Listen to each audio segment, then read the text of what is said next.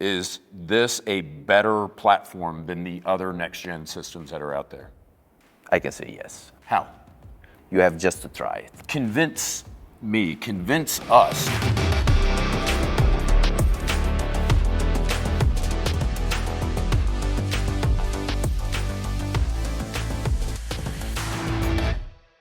Hey everyone, James Reeves, TFB TV. It is my honor and privilege to be here at Beretta in Val Trompia, Italy with Riccardo. My pleasure. Riccardo is the project manager for the new assault rifle program. I came from 19 years of Italian Army, 15 of them spent in the Range of Special Forces, and I collaborate also with the project to develop the new assault rifle platform, and after that I got the chance to join the company and continues to serve my country in another way. Manuel, he's the product designer here for R&D on the NARP program. Manuel, thank you very much for being on the program. Oh, it's a pleasure to have you. Andrea is the platform manager here at R&D, which is where we are in the Beretta facility right now.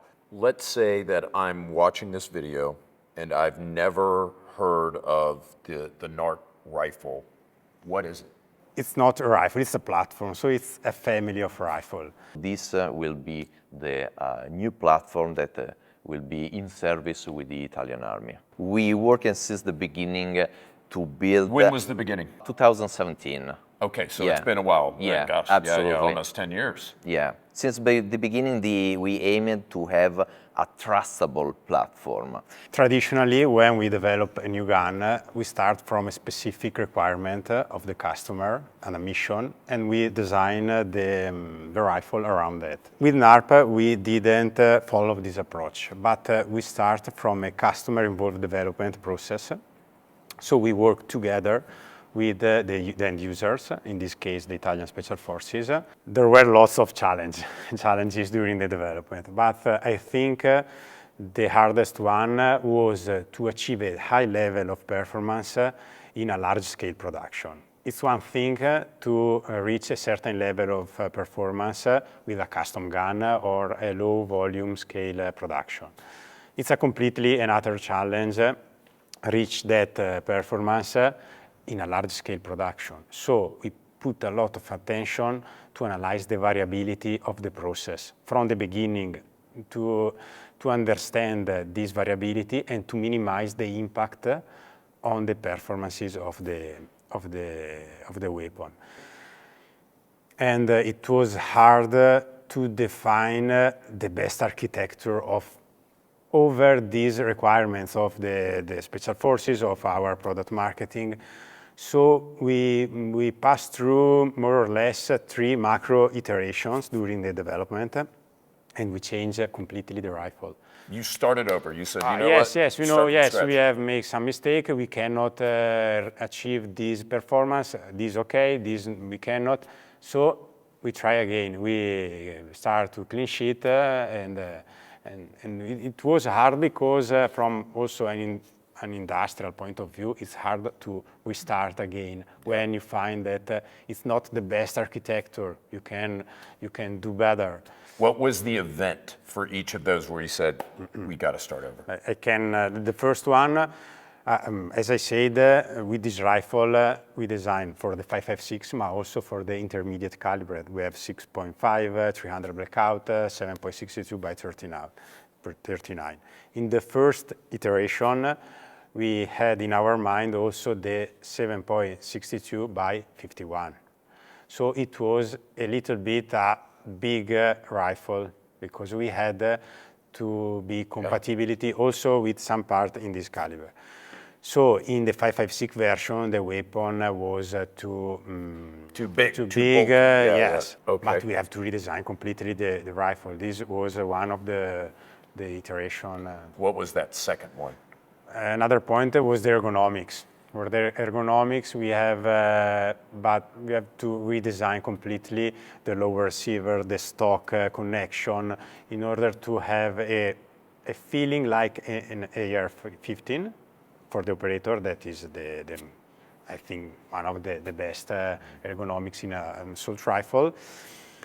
But to have the very high reliability and the possibility to have different stocks, different trigger mechanism, the possibility to clean the piston, the handguard. Okay, so the second iteration, you look at it and you say, just the ergonomics and breaking it down or whatever, like the design that we have is just not working, so we're gonna refine it and kind of start over again. Is that what happened? Yes.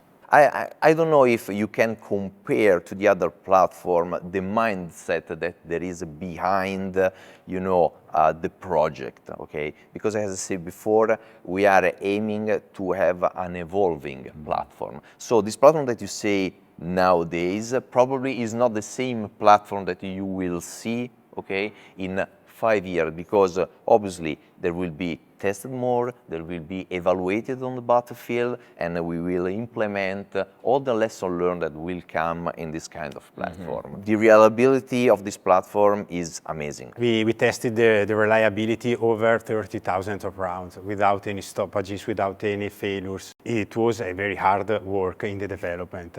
From the start, we didn't have these results. And we have to work with the end user group, the special forces, with our team. Most of the units that are using this platform, okay, has fired more than 10,000 rounds without jam. Okay, that is something that built trustable on the from this kind of platform. So the rifle went through a very intense testing process. We test with the NATO AC225. So we have a series of 5 magazines. Then we cool and we clean the weapon after 2,000 rounds. Yeah. So explain AC225. And the reason why I would like as detailed an explanation as you can give is a lot of Americans aren't familiar with what AC225 is, and there's actually not a lot of information on the internet about it. What the AC225 NATO standard is. What is it? All the characteristics necessary for a weapon to be considered for NATO adoption. For example, sand test, med test, and over-the-beach trials, high temperature and extreme low temperature from plus 50 degrees to minus 40 degrees, and all related safety and performance evaluation. Extreme condition test, you can find the ice test, the hot temperature, low temperature, sand test, mud test. After that, we pushed the weapon into its absolute limit. We carried out extreme long endurance up to 30,000 rounds and beyond on a single rifle, and a lot of accuracy tests with a large amount of ammunition. Using different bullet weights from 55 grains, 69 grains, 77, and also armor piercing and tracer rounds. We didn't have any issues during all the AC225 tests. For example, I know that other rifles could have some problem in the over-the-beach. Is one peculiarity of this architecture. Over-the-beach means? Over-the-beach. Over-the-beach means that you pull out the weapon from the water, from the sea, from a lake, and you can shoot without any problem. So I go to Capri with the NARP. I can get in the water, come out, and it's Yes, good to no go. problem. Yes, Have you been to Capri, Andrea? Capri. Capri, sorry. Have you been? Yes, really. If I had to do it over the beach, that's where I would do it. Yeah. Not in Capri. The test was not performed. You didn't do it there?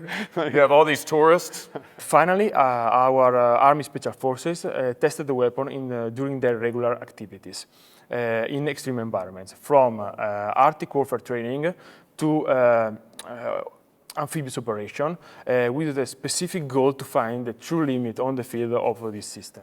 Durability. What type of durability can I expect before I need to worry about failures? 30,000 rounds, we don't have any failures. So, of course, the barrel, more than 30 rounds, but also all the components, the extractor, the firing pin, all the spring, all the weapon could be fired 30,000 rounds without any failures. We suggest the change of the barrel, for example, at 30,000 rounds to have the same muzzle velocity that you have at the start. So in 30,000 rounds, you lose less than 5% in terms of muzzle velocity. In the AR-15 platform, there is a problem that to guarantee the feeding to be fluid, you must have a feeding ramp that go in a lower receiver. Here, you don't need to have this feature because all the feeding ramp are integrated in the Upper receiver, yeah. of course, and so we can guarantee the feeding with the 6.5 or 6 arc, and also the compatibility with armor piercing ammunition, because you can have a problem to damage the lower receiver with armor piercing ammunition in 5.56 if you have the ramp that go in your lower receiver. Right. So do you have replaceable feed ramps, or do you get what you want out of that the feed ramp in the upper? No, the feeding ramp is integrated in the barrel, so it's a solid part. So we don't need to replace it during the life of the system. Stupid question. Yeah, totally get it. So the point is, when you change out the barrel, then you've got fresh feed ramps. Like makes total sense. And so, yes, the plan of maintenance starts from 30,000 rounds, and you can go over 50,000 rounds with the receiver and lower receiver, no problem. Okay. The trigger mechanism and so on. Yes. How did you accomplish that? How is it so durable? First of all, we worked on the materials. So we worked to find the perfect material for every component to guarantee the performance, and also in the dimensions to maintain the accuracy and the reliability, but without compromising the extreme condition performance. We do a lot of simulation before cut metal and go to firing. We do a lot of test benches. We can simulate the stress that we have during firing in a test bench. So we don't fire round, but the components are stressed like they are firing.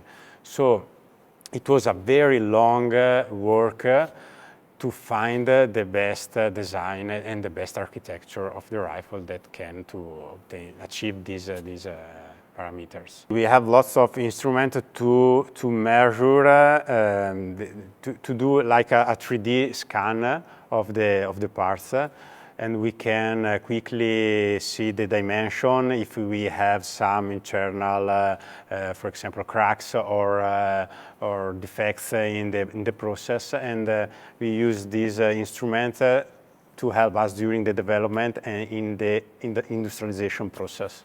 What type of accuracy can I expect from this platform? With SS109, this is the standard NATO. We were focused on this ammo, but also the 223 and the other METS ammo. With the standard SS109, we have a little bit 2 MOA at 100 meters. One thing that impressed me a lot was the trigger. The trigger is something phenomenal, in my opinion. During the test, a special forces guy told me that with this trigger, even a rookie can hit a target at 500 meters. And then I confirmed that he was absolutely right. As a shooter, I can confirm that the smoothness, the precision, the accuracy of the trigger straight out of the box are characteristics hard to find in an infantry weapon without compromising the overall reliability of the system.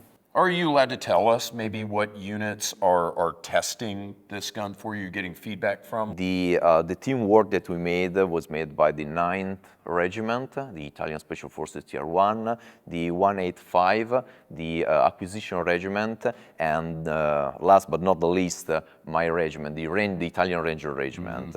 After that has been also tested by regular army, also by our Navy, and from our Carabinieri. So I think that most of the unit that we have in Italy already tested the NARP, and they are enthusiastic about it. And we work with them to develop the architecture of the rifle. We go deep in the details of the rifle, and we develop also the ecosystem. So we consider from the beginning of the project the entire ecosystem, so different variants, different configuration, different calibers, different stock, a lot of work. And to do this, we had to use the best of technology we had now in Beretta. This is our 11-inch and a half barrel version. So we have the first feature that we have is a folding stock adjustable that easily to adjust in main position and easily also to fold it and keep it folded. So this is very helpful for when you have to have a compact system to carry on the battlefield or during parachuting activity and other things. If I remember correctly, a prior iteration I saw, I could be misremembering, but it was Picatinny rail. That will be one of the accessories that will be available in the future. We want to keep as much as possible to the end user the choice in order to configure the weapon. So we are thinking about obviously to have a Picatinny rail in order to fix the stock to the weapon, but depends just on the customer needs. That's the point. So you can do the Picatinny rail. I mean, yeah, absolutely. It's already done. Okay, we are just awaiting the request. A easy button over there, as you see, a specific one that you push with your thumb, and you rotate 90 degrees, and automatically it locks. And a particular thing that we developed with the system is developed this system to guarantee the access to the main controls. So even with the stock collapsed and folded, I can reach easily the safety. I'm laughing because Ryan and I spent like 10 minutes trying to do that, and you just did it. We have all the spring and that is captivated with our bolt carrier that remain inside the upper receiver, so we don't need a buffer tube.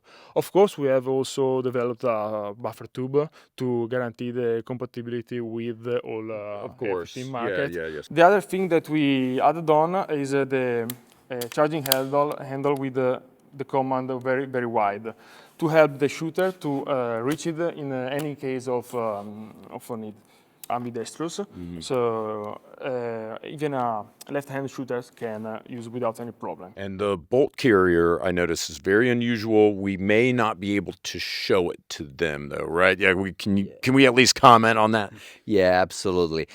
Basically, we just take a look about what we can improve on the AR-15 M4 style assault rifle, and we refine it. Even the bolt, okay, is completely different. It's not a direct impeachment, we already knows.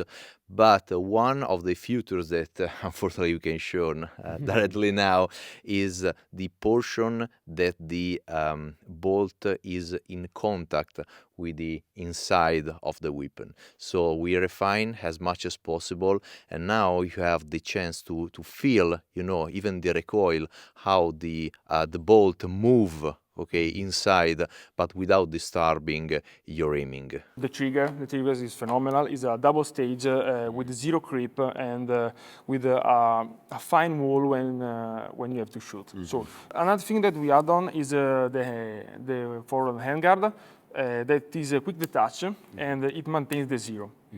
This is our goal to keep to maintain the zero on the forward, because nowadays the using of laser or illuminator are very important. With our handguard, we can guarantee the returns of the zero every time, because the 4-point contact has a solid match with the rest of the weapon, but is very easy to take it out and to access to the piston and clean it. Yeah.